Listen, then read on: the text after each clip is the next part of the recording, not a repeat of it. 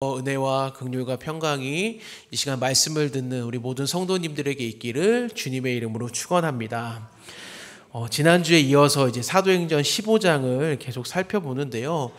오늘 내용이 조금 어려울 수 있습니다. 그렇지만 그리스도인들에게 있어서 너무나 이제 중요한 주제, 이제 복음과 율법에 대한 것이기 때문에 어려울 수 있지만 그래도 좀 천천히 좀 힘을 다해서 나누어 볼 텐데 잘 집중해서 한번 들으시면 좋을 것 같습니다. 그래서 오늘 말씀은 우리가 그리스도인이 예수를 믿음으로만 구원을 얻는다. 예수를 믿음으로만 의롭다함을 받을 수 있다. 하나님께 인정을 받을 수 있다라는 것에 대해 살펴볼 것이고, 그렇다면 예수를 믿음으로만 구원을 얻는다면 왜 구원 받은 이후의 삶에서는 우리가 하나님의 말씀인 율법과 계명들을 왜 지켜야 하는지에 대해서 좀 살펴보도록 하겠습니다.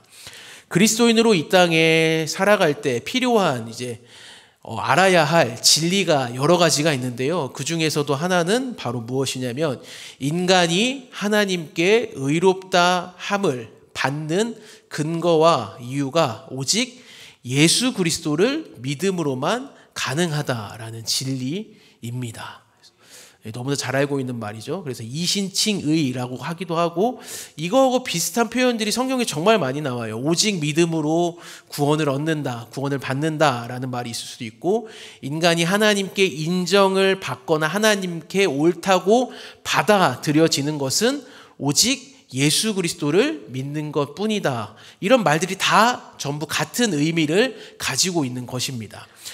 그렇다면 이 진리를 반대로 뒤집어서 생각해 보면 이런 내용이 될 수 있을 것 같아요. 예수를 믿음으로만 하나님께 의롭다 칭함을 인정을 받는다라는 걸 뒤집어서 생각해 보면 이런 표현이 될 수 있을 것 같아요. 인간의 어떠한 행위나 태도, 이유나 근거로는 절대 하나님께 의롭다함을 받을 수 없다라고 볼 수도 있는 거죠. 쉽게 말해 우리가 잘 아는 표현으로 하면 행위로 구원 받는 것이 아니다라는 것입니다.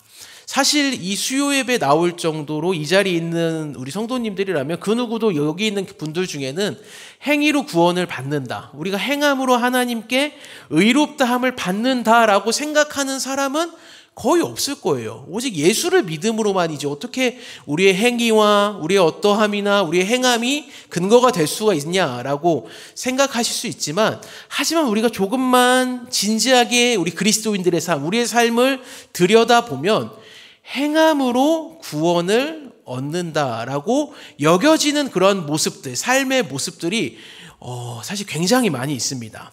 그러한 삶의 모습들과 태도들은 이제 그리스도인들에게, 신자들에게 치명적인 결과를 가져옵니다. 나의 어떠한 봉사라든지 어떤 헌신과 종교행위, 이것들이 다 나쁘고 하지 말라는 게 절대 아닙니다. 극단적으로 생각하면 안 돼요. 하지만 그것들을 통해 나의 봉사와 헌신, 종교행위를 통해 하나님께 의롭다함을 받았다, 그래도 내가 하나님의 은혜에 보답을 했다라고 외칠 뿐만 아니라 이것들이 자기의 신앙과 믿음의 근거라고 내세우고 자랑하는 것입니다. 즉 자신의 신자의 모습에서 하나님이 기뻐하시고 택하실 만한 그래도 충분한 근거가 내 삶을 돌아보니까 있네라고 생각하는 모습으로 이어질 수 있다라는 거예요.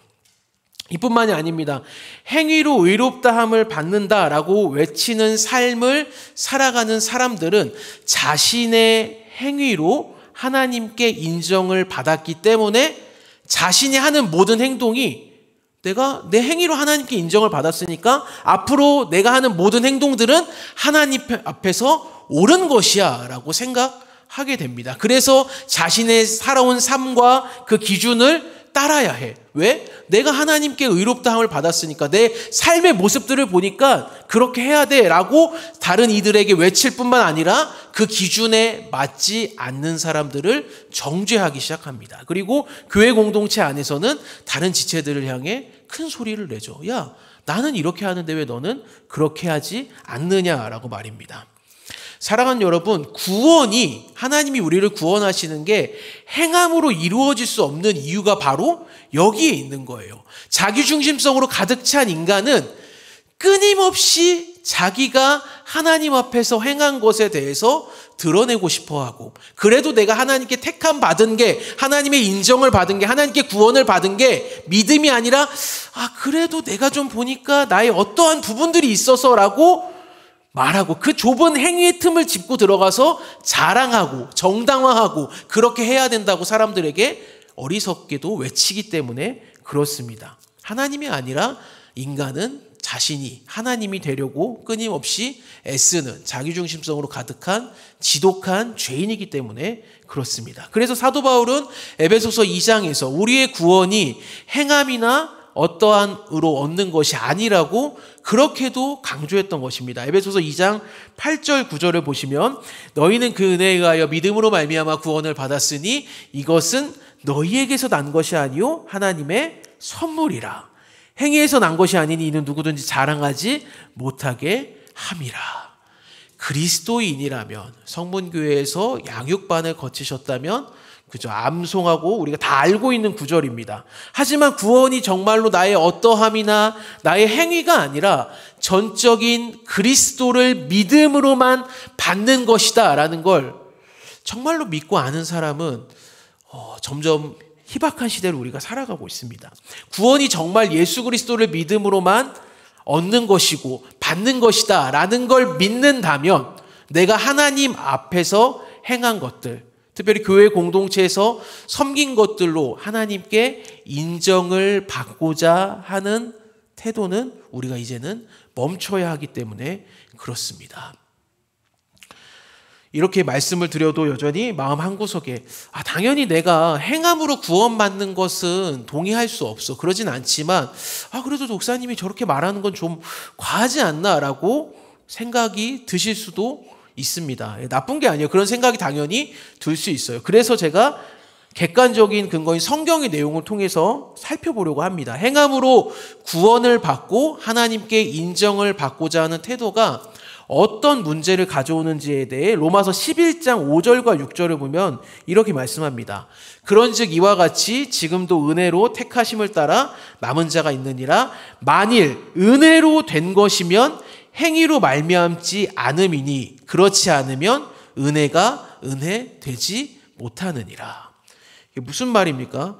은혜로 된 것을 자꾸 행위로 말미암는다고 하게 된다면 그 은혜가 더 이상 은혜 되지 못한다라는 거예요. 그리스도의 은혜를 아무리 외친다고 해도 정작 우리의 삶의 태도가 예수를 믿음으로만 구원을 얻는 것이 아니라 여전히 나의 어떠함과 행위를 근거로 하여 살아가고 있다면 그리스도의 은혜를 은혜로 여기지 않는 것이 된다라는 거예요. 한 군데 더 성경을 보겠습니다. 갈라디아서 5장 2절에서 4절도 보시면, 보라 나 바울은 너희에게 말하노니 너희가 만일 할례를 받았으면 그리스도께서 너희에게 아무 유익이 없으리라. 내가 할례를 받는 각 사람에게 다시 증언하노니 그는 율법 전체를 행할 의무를 가진 자라. 율법 안에서 의롭다함을 얻으려 하는 너희는, 행함으로 의롭다함을 받으려는 사람들이겠죠. 너희는 어떻게 돼야 된다고 합니까? 그리스도에게서 끊어지고 은혜에서 떨어진 자로다라는 거예요. 네, 바울이 명확히 말해요. 율법의 행위로 의롭다함을 얻으려고 하는 것은 그냥 단순히 어떠한 삶의 태도와 패턴 정도가 아니라 그리스도를 배척하는 것일 뿐만 아니라 그리스도에게서 끊어진 자다. 이따가도 살펴보겠지만 더 자세히 그리스도께서 하신 일들을 전부 다 무가치한 것으로 여기는 태도가 바로 행함으로 구원을 얻는다라고 말은 하지 않지만 그렇게 살아가는 사람들의 모습이 이와 같다라는 거예요.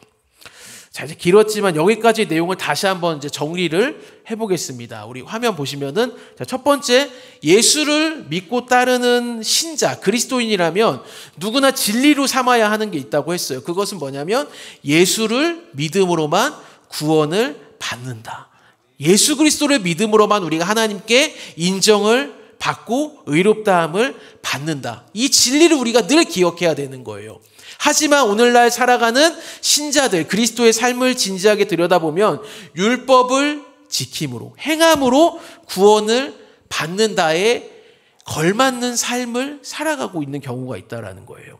이제 세 번째로, 이러한 태도를 전문적인 용어로 율법주의라고 하는데, 이러한 율법주의는 반드시 어떠한 결과를 가져오냐면 복음에 대해 잘못되고 왜곡된 시각과 교회 공동체와 자신의 삶에 어려움을 가져와요. 그 어려움이라는 게 단순히 고난과 고생, 가난 이게 아니라 하나님에 대해 잘못되고 왜곡된 인식을 가져오게 된다는 거예요. 왜냐하면 자신이 행한 어떤 종교 행위나 봉사나 헌신을 통해 하나님께 구원을 받고 인정받을 수 있고 의롭게 여겨진다고 착각한 나머지 그것을 자랑하고 자신의 공로라고 드러내려고 하기 때문에 그런 거죠. 마지막으로 이러한 율법적인 태도가 가장 안 좋은 영향을 끼치는 이유는 뭐냐면 그리스도께서 우리에게 행하신 일, 십자가에서 죽으시고 부활하심으로 우리를 구원하신 그 그리스도의 사역이 불완전하다라고 말하는 것과 같다라는 거예요. 그렇기 때문에 내가 행함으로 구원을 받을 거야. 그리스도를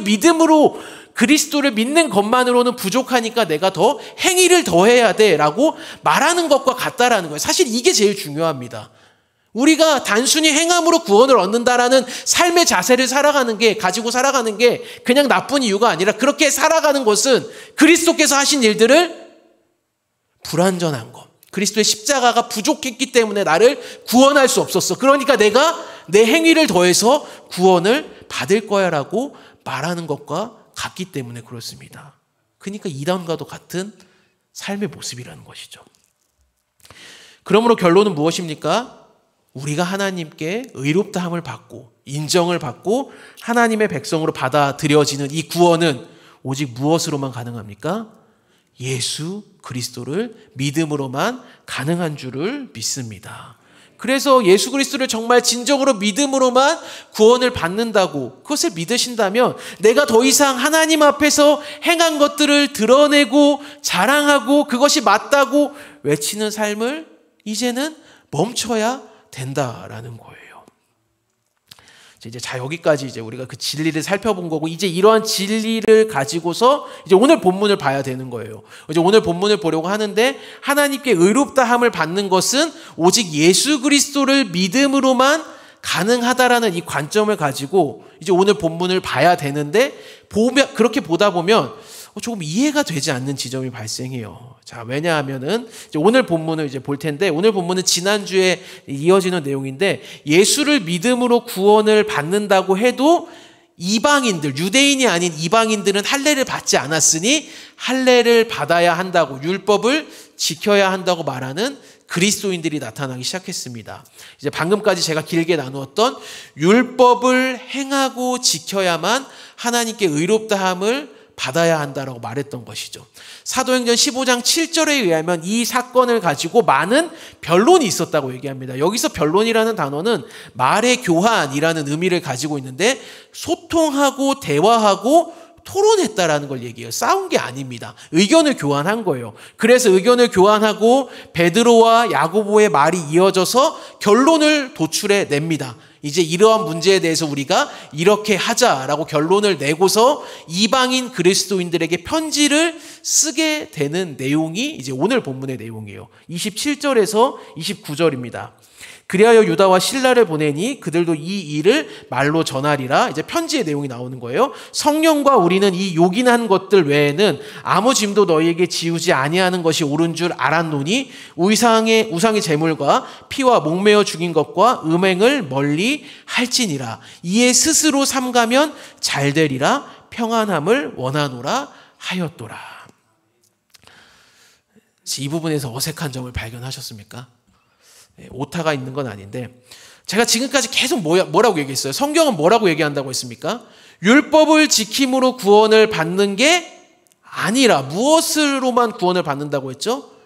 예수를 믿음으로만 구원을 받고 의롭다함을 받는다고 했는데, 방금 읽은 29절에서 뭐라고 나왔어요? 우상의 제물과 피와 목매어 죽인 것과 음행을 멀리하라고 이야기하거든요. 이방인 그리스도인들에게. 물론 음행은 멀리해야 하는 게 당연한 거고, 근데 우상의 제물과 피와 목매어 죽인 것을 멀리해야 한다는 것은 그러니까 결국엔 율법을 지켜야 한다라는 것 아닙니까? 심지어 그 29절 앞에 28절에서는 뭐라고 얘기했냐면 아무 짐도 너희에게 지우지 아니하는 게 옳다. 너희들에게 짐을 지우려고 하는 게 아니다라고 말하고서는 이 율법들을 지켜야 된다라는 짐을 지우고 있는 거거든요.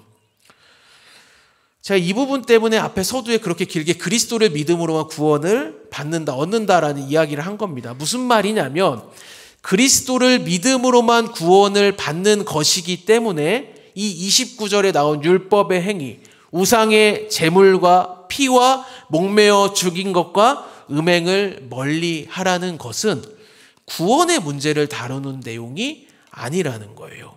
그러니까 하나님께 의롭다함을 받고 구원을 받기 위해 우상의 제물을 멀리해야 한다라고 말하는 게 아니라는 거예요.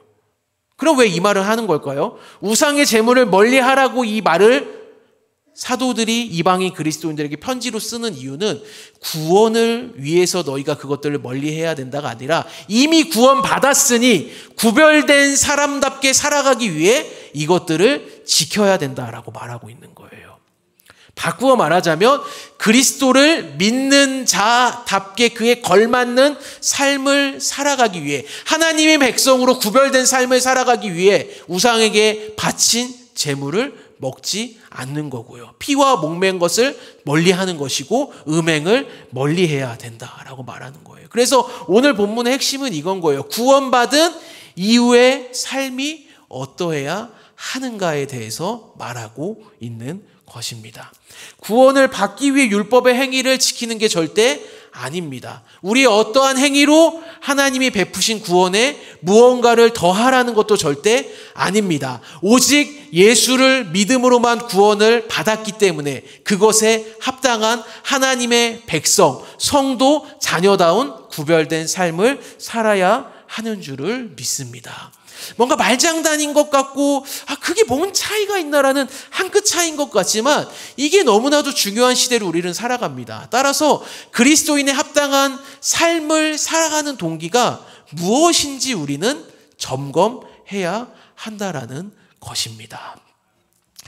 다시 본문으로 돌아서 이 29절에 나온 우상의 제물을 먹는 문제는 사실 고린도전서에도 잘 나타나 있습니다. 당시에는 이제 시장에 나와 팔리고 있는 고기들이 그냥 바로 도축해서 나오는 게 아니라 제일 먼저 그 국가가 섬기는 신이나 우상들에게 한번 제물로, 제사의 제물로 바쳤던 것들이었거든요. 그래서 우상에게 제사의 제물로 바쳤던 고기들이 다시 시장에 나와 팔리게 되는 거예요. 그래서 고기를 먹는 사람들은 필연적으로 우상의 제사상에 올랐던 제물을 먹게 되는 거죠.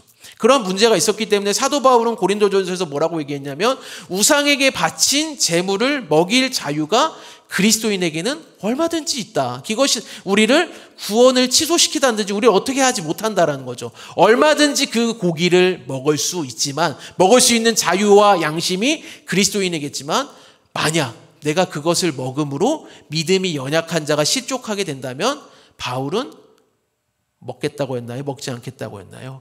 먹지 않겠다라고 분명히 말하거든요. 그리스도인으로서 주어진 그 자유를 나의 유익을 위해 사용하는 게 아니라 다른 이의 유익을 위해 사용하라고 고린도전서에서는 분명히 그렇게 권면하고 있어요. 하지만 시대상으로 오늘 본문은 그때보다는 아직 좀 이전이거든요. 그래서 아직 그 수준까지는 아직 나아가지 못하고 그냥 정체성, 그리스도인으로서의 정체성으로서 그 제물 바친 고기를 먹지 말라는 이야기를 지금은 하고 있는 거예요.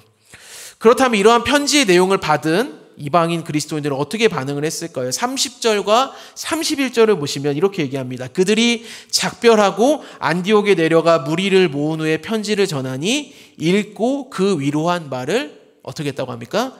기뻐했다고 얘기해요.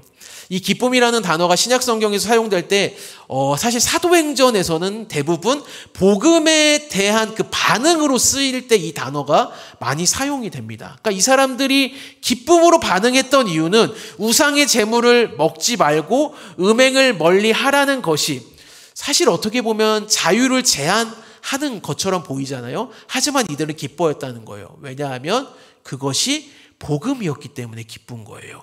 율법으로 그들을 얽매려고 그렇게 말한 게 아니라 복음이 주는 자유와 책임에 대해 이야기하고 있다는 걸 알았기 때문에 우리의 구별됨을 위해 그것을 먹지 말라고 한 것이기 때문에 이 편지를 받고 오히려 왜 이렇게 우리 힘들게 하는 거야가 아니라 기쁨으로 반응한 줄을 믿습니다. 그래서 우리가 복음인지 율법인지를 판단할 수 있는 한 가지 시금석이 있습니다. 그것은 무엇이냐면 기쁨이 있느냐 없느냐예요. 율법은 우리를 속박하고 가두지만 복음은 우리에게 참 자유를 주기 때문입니다. 따라서 이러한 사실, 우리가 왜 예수 그리스도를 믿음으로만 구원을 받아야 하는지가 이러한 사실들을 통해서도 선명하게 드러나는 거예요. 율법으로 어떠한 속박으로 억압으로 우리의 행위로 구원을 받는다면 무언가 성취감은 있겠지만 그것은 진정한 기쁨이 될 수가 없어요. 왜냐하면 내가 한 것이고 내가 이룬 것이기 때문에 어느 정도의 성취감은 있겠지만 진정한 기쁨, 하늘의 기쁨이 될 수는 없습니다. 하지만 아무런 자격도 없는 내가, 구원의 소망도 없어서 멸망의 길로 가고 있다가 멸망당한 길을 가면서도 내가 멸망의 길로 가는 걸 몰랐던 내가 완전한 그리스도의 십자가 사랑으로만 구원 받았기 때문에, 그리스도를 믿음으로만 구원 받을 수 있었기 때문에 그것이 우리에게 진정한 자유와 기쁨과 영광을 우리에게 주는 줄을 믿습니다. 그래서 복음만이 우리로 하여금 하나님을 향한 순전하고 온전하고 자발적인 순종과 사랑을 만들어낼 수 있다는 거예요. 하나님과의 관계가 어떠한 의무감, 하나님이 어쩔 수 없이 나를 구원한 것 같으니까, 아니 하나님 날 구원하셨으니까 나도 어쩔 수 없이 그 구원에 그냥 보답하기 힘들지만 뭔가 쥐어 짜내면서 하나님 앞에 나오는 게 아니라 하나님과의 관계가 너무나 친밀한 사랑의 관계, 자격도 없고 멸망해서 죽을 것조차도 몰랐던 아직 그리스도께서 내가 죄인 되었을 때 나를 구원하셨던 그 구원의 은혜와 사랑이 너무나 기쁘기 때문에 하나님을 자발적으로 사랑하지 말라고 해도 사랑할 수밖에 없는 것이고, 예배의 자리에 나오는 게 어떤 의무나 책임이 아니라 하나님을 사랑하고 기뻐하는 은혜의 자리이기 때문에 피곤한 삶을 살아도 이 자리에 나올 수밖에 없는 거예요. 하나님의 임재가 있기 때문에 그렇다라는 것입니다. 그러니까 우리가 하는 모든 신앙생활의 목적과 방향성이 자발적인 하나님을 향한 사랑, 순종이 되어야 한다라는 거예요. 그리고 그것을 만들어내는 것은 율법이 아니라 복음이다라는 것입니다. 사랑하는 여러분, 그렇기 때문에 이제 예수를 믿음으로 구원받은 우리가 주님의 말씀과 계명을 지키며 살아가는 것은 우리의 행함으로 구원을 받거나 그것에 어떠한 공로를 더 쌓아 올리기 위해서가 절대 아닙니다. 우리를 너무나 사랑하셔서 독생자를 이 땅에 아낌없이 보내셔서 십자가와 부활로 구원하신 하나님의 그 완전하시고 아름다우신 사랑에 우리도 역시 하나님을 더욱더 사랑하기 때문인 줄을 믿습니다. 그러니까 율법과 계명과 말씀을 지키고 사랑하는 동기가 나의 어떠함을 위해서가 아니라 하나님을 향한 사랑과 그 순종과 기쁨의 반응이 되어야 한다라는 거예요.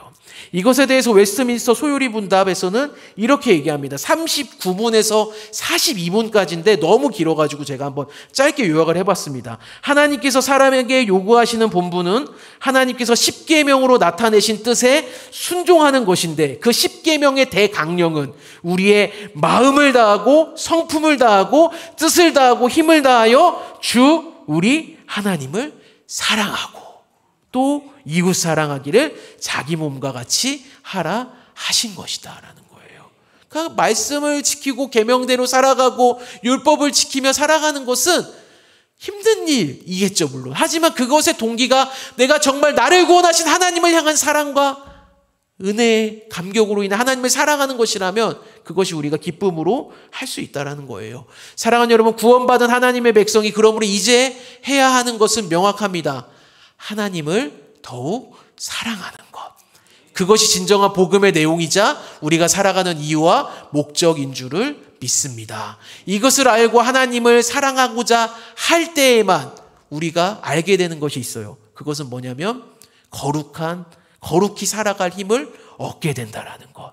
두려움 없는 믿음. 하나님이 너무나 무서워서 안 지키면 벌 주시는 그런 심판자가 아니라 두려움 없는 믿음을 가지고 하나님을 더욱 온전히 사랑하는 그 깊은 영역까지 우리가 나아가게 될 줄을 믿습니다. 그래서 이것이 복음이고 기쁜 소식이고 오늘도 우리를 이 자리로 인도한 것 아니겠습니까? 이러한 은혜가 우리 모두에게 있기를 주님의 이름으로 축원합니다. 결론입니다. 사랑하는 여러분, 율법을 지킴으로 나의 어떠함으로 하나님께 인정을 받기 위한 삶, 그 어리석은 삶은 이제는 좀 멈추시고 예수를 믿음으로 그 엄청난 은혜와 사랑으로 나를 구원하신 하나님의 백성답게, 하나님의 성도답게 그 영광에 걸맞는 삶, 구별된 삶을 위해 살아가는 은혜가 우리에게 있기를 간절히 소망합니다.